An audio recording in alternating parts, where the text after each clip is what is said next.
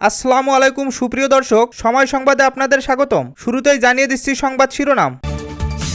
অর্থনৈতিক অংশীদারত্বের নতুন গতি আনতে চায় বাংলাদেশ ও ভারত। অটো ফাইন সিস্টেম চালু হয় মহাসড়কে চাঁদাবাজি কমবে, জানালেন স্বরাষ্ট্রমন্ত্রী। সরকারি চাকরি জনগণের সেবা করার গুরুত্বপূর্ণ সুযোগ, বললেন আইনমন্ত্রী। সৌদির পাঠ্য বইতে ফুটিয়ে তোলা হয়েছে ইহুদিদের সঙ্গে মহানবীর সম্পর্ক, শুনছিলেন শিরোনাম, এবারে বিস্তারিত।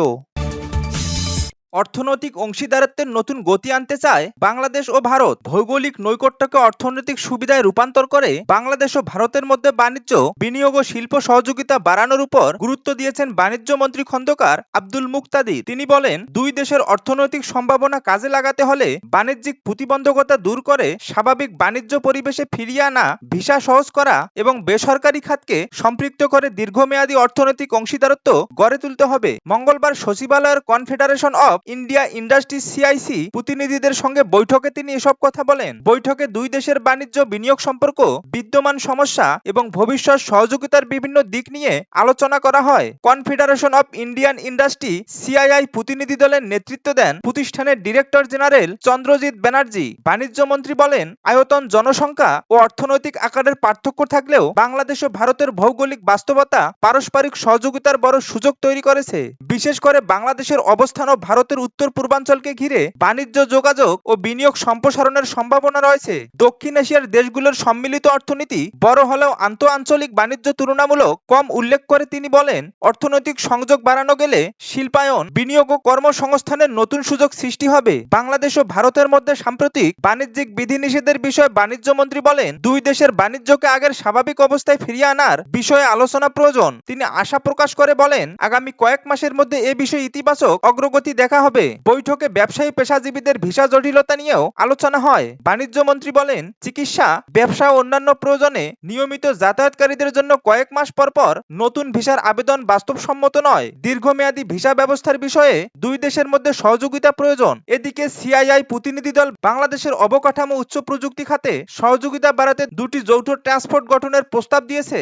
এর মধ্যে একটি অবকাঠামোগত খাতে বেসরকারি বিনিয়োগ ও সরকারি বেসরকারি অংশীদারত্ব পিপিপি উন্নয়নের এবং অন্যটি সেমিকন্ডাক্টর, গ্রিন হাইড্রোজেশন, ব্যাটারি স্টোরেজ ও ডাটা সেন্টারের মতো ভবিষ্যৎমুখী শিল্পে সহযোগিতা বাড়াতে কাজ করবে। সিআইআই জানায়, ভারতে গত বছর অবকাঠামো খাতে প্রায় 25 লক্ষ কোটি রুপি বিনিয়োগ হয়েছে, যার উল্লেখযোগ্য অংশ এসেছে বেসরকারি খাত থেকে। ভারতের অভিজ্ঞতা কাজে লাগিয়ে বাংলাদেশও দেশি বিদেশি প্রাতিষ্ঠানিক বিনিয়োগ আকর্ষণের সুযোগ রয়েছে বলে মত দেন তারা।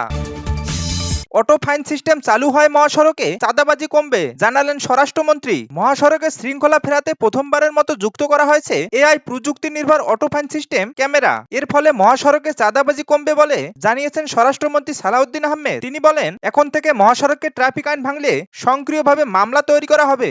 মঙ্গলবার দুপুরে নারায়ণগঞ্জের সোনারগাঁয়ে মেঘনাঘাট এলাকায় ঢাকা চট্টগ্রাম মহাসড়কে অটো ফাইন সিস্টেম এআই ক্যামেরার উদ্বোধনকালে এসব কথা বলেন তিনি। সালাউদ্দিন আহমেদ বলেন, মহাসড়কের চাঁদাবাজির মালিক বা শ্রমিক যে পক্ষ থেকেই হোক না কেন, এআই ক্যামেরায় সবকিছু রেকর্ডে থাকবে। এর ফলে চাঁদাবাজির প্রতারণা কমে আসবে। থ্রি হুইল গুলো শুধু বাজার, ফিলিং স্টেশন ও ফিডার রোডে চলাচল করবে এবং কোনো অবস্থাতেই মহাসড়কে উঠতে পারবে না। মহাসড়কে উঠলে তাদের বিরুদ্ধে কঠোর ব্যবস্থা নেওয়া হবে। পুলিশ হাইওয়ে বিভাগ জানায়, ঢাকা চট্টগ্রাম মহাসড়কে চালু হওয়া এই অটো ফাইন সিস্টেমের মাধ্যমে মহাসড়কের ওভার স্পিড, অবৈধ পার্কিং কিংবা উল্টো পথে গাড়ি চালানোর মতো আইন লঙ্ঘন স্বয়ংক্রিয়ভাবে শনাক্ত করবে এআই ক্যামেরা। আইন লঙ্ঘন শনাক্ত হলেই গাড়ির নিবন্ধিত মালিকে মোবাইলের মামলা, তথ্য, জরিমানার নোটিশ চলে যাবে এবং ঘরে বসে নির্দিষ্ট মোবাইল আর্থিক সেবা এমএফএস এর মাধ্যমে জরিমানার অর্থ পরিশোধ করা যাবে। ঢাকা চট্টগ্রাম মহাসড়কে স্থাপিত এই ক্যামেরায় কার্যক্রমের কোনো ভুল ত্রুটি ধরা পড়লে তা সংশোধন করে পরে দেশের অন্যান্য মহাসড়কগুলোতেও এটি স্থাপন করা হবে। উদ্বোধন অনুষ্ঠানে উপস্থিত ছিলেন স্বরাষ্ট্র মন্ত্রণালয়ের সিনিয়র সচিব মঞ্জুরুল মোর্শেদ চৌধুরী, পুলিশের আইজিপি মোহাম্মদ আলী হোসেন ফকির, বাংলাদেশ সড়ক পরিবহন শ্রমিক ফেডারেশনের সভাপতি শিমুল বিশ্বাস, নারায়ণগঞ্জ 3 আসনের সংসদ সদস্য আজহারুল ইসলাম মান্নান সহ সংশ্লিষ্ট কর্মকর্তারা। সরকারি চাকরি জনগণের সেবা করার গুরুত্বপূর্ণ সুযোগ, বললেন আইনমন্ত্রী। সরকারি চাকরি জনগণের সেবা করার গুরুত্বপূর্ণ সুযোগ বলে মন্তব্য করেছেন আইন বিচার ও সংসদ বিষয়ক মন্ত্রী মোহাম্মদ আসাদুজ্জামান। তিনি বলেছেন, সরকারি চাকরি শুধু একটি পেশা নয়, এটি জনগণের সেবা করার একটি গুরুত্বপূর্ণ সুযোগ। একজন কর্মকর্তা তার কর্মজীবনের সততা, নিষ্ঠা, দক্ষতা ও দায়িত্বশীলতার সঙ্গে দায়িত্ব পালন করলে তা সরকারি প্রতিষ্ঠানকে শক্তিশালী করার পাশাপাশি সাধারণ মানুষের সেবা নিশ্চিত করতে গুরুত্বপূর্ণ ভূমিকা রাখে। মঙ্গলবার দুপুরে সচিবালয়ে আইন ও বিচার বিভাগের আয়োজনে সম্প্রতি পদোন্নতিপ্রাপ্ত এবং অবসরোত্তর ছুটিতে যাওয়া কর্মকর্তাদের বিদায় সংবর্ধনা অনুষ্ঠানে প্রধান অতিথির বক্তব্যে তিনি এসব কথা বলেন। মোহাম্মদ আসাদুজ্জামান বলেন, একটি মন্ত্রণালয়ের সফলতা শুধু মন্ত্রী, সচিব বা ঊর্ধ্বতন কর্মকর্তাদের একার উপর নির্ভর করে না। প্রত্যেক কর্মকর্তা কর্মচারী নিজ নিজ অবস্থান থেকে সঠিকভাবে দায়িত্ব পালন করলেই একটি মন্ত্রণালয় সফলভাবে পরিচালিত হতে পারে। মন্ত্রণালয়ের কার্যক্রমের প্রত্যেক কর্মকর্তা কর্মচারীর অবদান গুরুত্বপূর্ণ।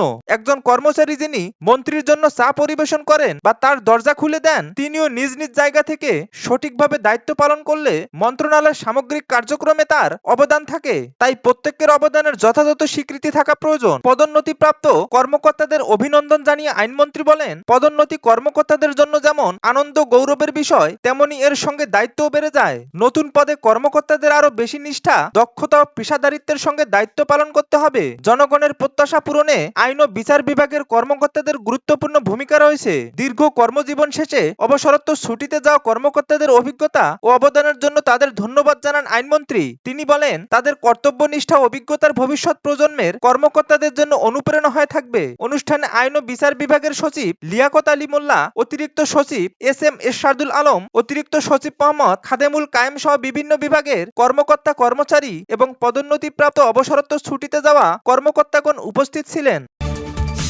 সৌদির পাঠ্য বইতে ফুটিয়ে তোলা হয়েছে ইহুদিদের সঙ্গে মহানবীর সম্পর্ক।